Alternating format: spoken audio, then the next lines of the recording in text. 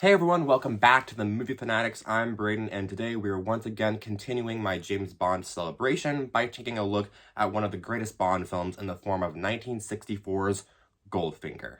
Starting with the pros, Sir Sean Connery gives not only his best performances as Bond, but one of the greatest performances and most iconic performances as the character ever. He is the pinnacle of cool in this film. The way he can go back and forth from serious to funny in an instant is tremendous and makes a performance that keeps the viewer completely engaged. Connery's performance in Goldfinger is one of the first performances I think of when I think of the Bond series, and the image of him in the white tuxedo from the pre-title sequence is the image I think of when I think of James Bond. Connery is perfect in this film and will always be appreciated for bringing the character of Bond into his own in this film. It is truly a remarkable performance. Continuing with the pros, let's talk about Honor Blackman as Pussy Galore. Rest in peace, Honor Blackman. She passed in 2020.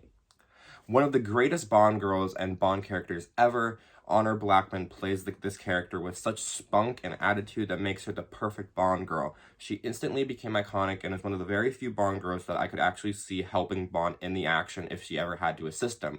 She can go from seductive to serious to humorous in the blink of an eye and is so entertaining to watch.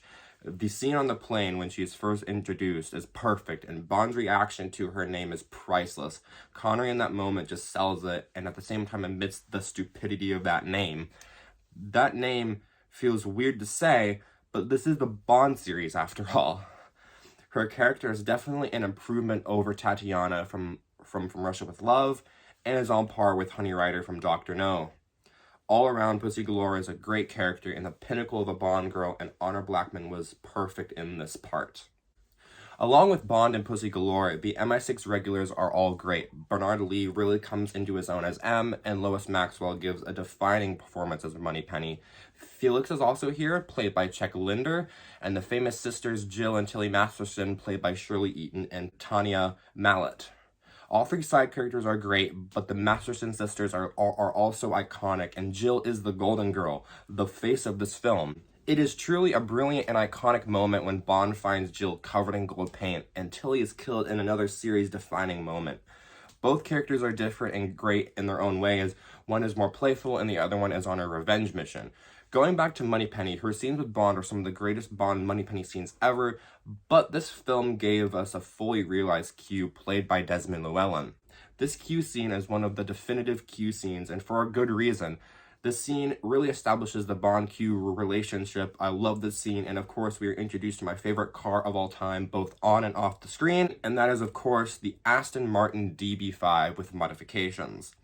This car is the other face of this film. It is truly iconic, and the gadgets are all amazing. But the ejector seat and machine guns in the headlights are truly brilliant. But the ejector seat is the star of the show and contributes to one of the best action moments in the whole series. I could probably make a 20-minute video on this car alone, but for the sake of time, let's move on to the villains. In this film, there are two main villains, Harold Sakata as Oddjob and Gert Frobe as Art Goldfinger. You can count Pussy Galore as a villain, but I don't. Let's continue. Harold Sakata as Oddjob is not only one of the best henchmen, but one of the best characters ever. The way Sakata plays this character is great and so menacing and intimidating. His presence is something else. It says something that you cannot speak and just stand there and be entertaining and intimidating. And his fight with Bond at the end is truly brilliant. I love how there's no score.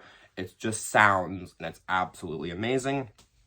And now there's Goldfinger, of course, the famous orc Goldfinger, played by Gert Frobe, who just absolutely owns this role and makes it another great villain and character ever. His attitude is menacing, yet slimy and sleazy. He emotes this villainy that's completely different.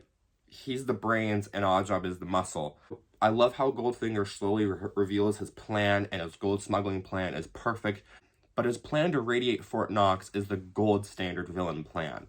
As well as his plan, Art Goldfinger is a gold standard Bond villain. Now, on to my three favorite scenes. The first one is the pre-title sequence. Along with the fabulous score, the pre-titles are iconic and classic. I love how it's a self-contained mission. The white tuxedo is a classic image, and Connery in this moment is so cool. The fight scene that follows is great, and the one-liner that ends it is perfect. This pre-title sequence really set the bar for all to follow, and it is just a perfect way to start the film. My second favorite scene is the Q scene. Not just because of the gadgets in the DB5, but because of how effortlessly Connery and Llewellyn play it. They feel like they've known each other for years, and it feels like their 8th film instead of just their 2nd film together. It's that convincing to me.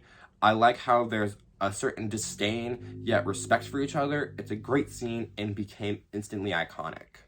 My third favorite scene is the golf game between Bond and Goldfinger. Similarly to why I like the auction scene in Octopussy, I'm a big fan of Bond and the villain doing battle somewhere other than in the final fight.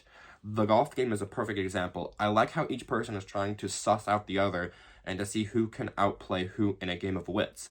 I love the moments when Bond drops the gold bar in front of Goldfinger and makes Goldfinger miss his shot, and Bond switching the golf balls to quite literally suss him out is a perfect way of setting up the villain and a great way of setting up the mysticism around him.